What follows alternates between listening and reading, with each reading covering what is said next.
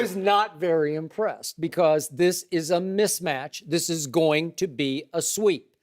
We all know Portland has two extraordinary shot-making guards. One is 6'3", and the other is 6'3".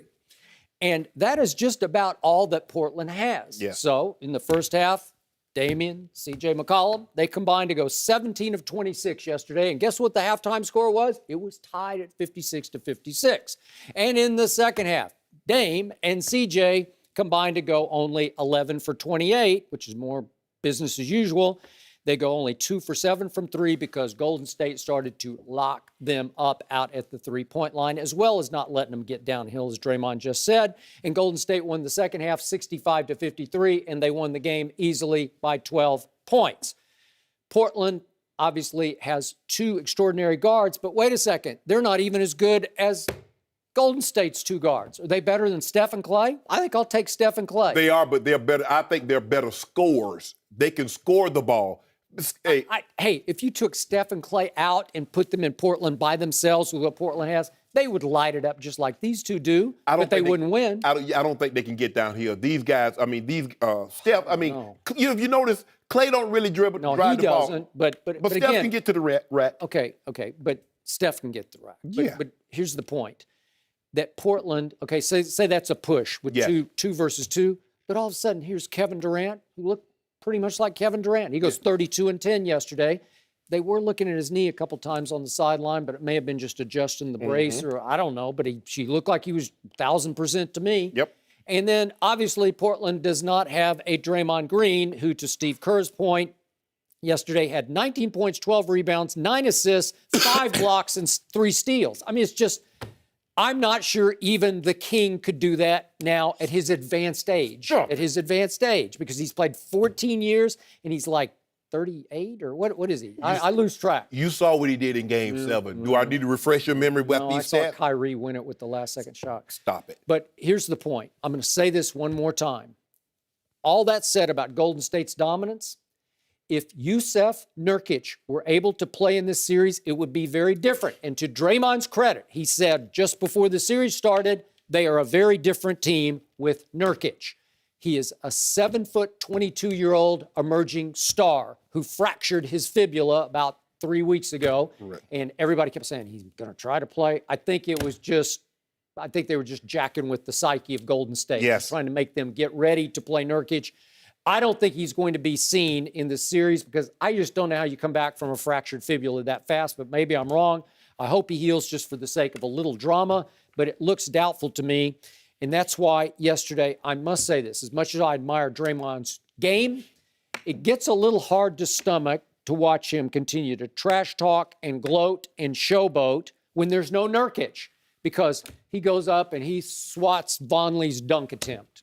Okay, big deal. And then he swats Damian's shot at the rim. Damian was about to dunk on Kevin Durant. Okay, but he's not going to pull that off. I'm sorry. That's not a big deal in either case. And Draymond gives it one of these, okay, big deal. Just stop it. Wait until you play a real team. If Nurkic were in there, I'd say you can flex. Go ahead and flex. Or you play somebody like that freight train that comes down the lane. Yeah, that team. Play a real team. At 6'8" and a half, 250. Well, I'll give you that on that one. Yeah, if you want to flex against LeBron, I'm okay with that. Oh, he's got no respect for LeBron in the first place. Oh, right? he got the ultimate respect for the king. Does he? Because he called him the B word in the middle of a game last year when it looked like they were about to go up. He called him a boss. A boss? He called him a boss. Kind of a word like boss. Yeah, he called him a boss. Did he, Joy? Yeah, except it was more 73 and 9. Say how you like. I think you have to add another letter in there and maybe change some. He say, Draymond, catch me at the parade. How about that? He did. Yeah. And he did. Skip, the Warriors put so much pressure on you offensively and defensively because there are very few teams. I mean, there are a couple of teams, Skip, that if they get hot, they can give you 30, 35 points in a quarter. The Warriors can do it for 4 quarters. No other team can give you 30 points a quarter for 4 times. They can do that. The problem that the Trailblazers give you that forces the Warriors because they can't hide Steph Curry. Because, okay, Klay normally takes the best point guard or the best 2 guard, and then Steph gets to fiddle around.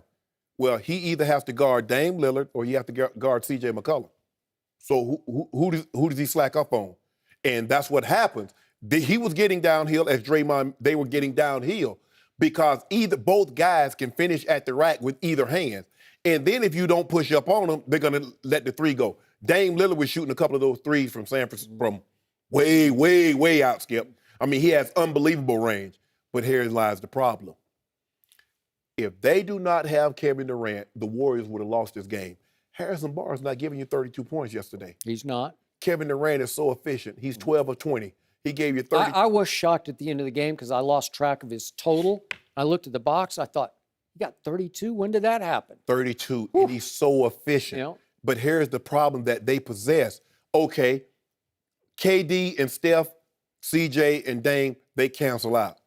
What you going to do about Draymond's 19? What you going to do about Klay Thompson, who had a terrible game shooting the balls, 15? And then Ian Clark gave you 12 points in 12 minutes. He was just lighting it up. So now you get, I mean, Evan Turner had 10, Mo Harkless had 11, and then you got 2 from Vonleh. Aminu gave you nothing. Krabs gave you 3. Shabazz Napier gave you 3. Myles Leonard gave you 0. Skip, how do you beat a team with 4 All-Stars, 4 All-NBA players when you get 2 guys going for 75, but the other 8 guys go for 34? You're not winning. You're not beating that team. Now, I do believe that when they go home, they'll get 1 game.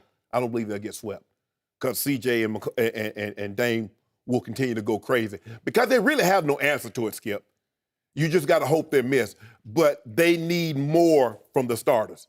You know what? The more I think about that concept of if you switch Steph and Klay and put them in Portland, now there have to be no Nurkic. Right. If it's just this same team in Portland, they would be better than these 2 would be.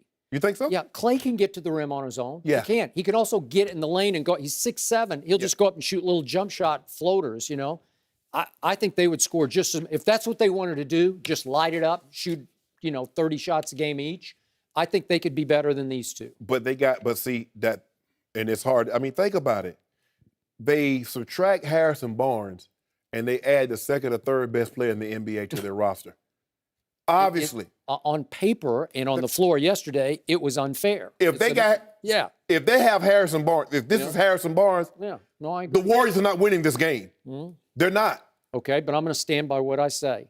If you can get them in a late game, close game situation, they're not sure who's going to do it. Who's been able to do it? Who's been able to do that? Well, is it Kevin's team or is it Steph's team? Who's been able to take them out to that deep, Skip? You remember on Christmas? This is not about LeBron. Game 2 is Wednesday night in Oracle, and after the game. By the way, since he brought up LeBron, I was thinking about LeBron yesterday, sitting watching these games, and every other commercial was a new Steph Curry commercial, national TV ad. And I'm thinking, LeBron has to be sitting in his big pad. Is he in Akron? Yeah, he in Akron. Akron, King Did that Akron. 35,000 He has to square be foot. sitting there thinking, am I old news?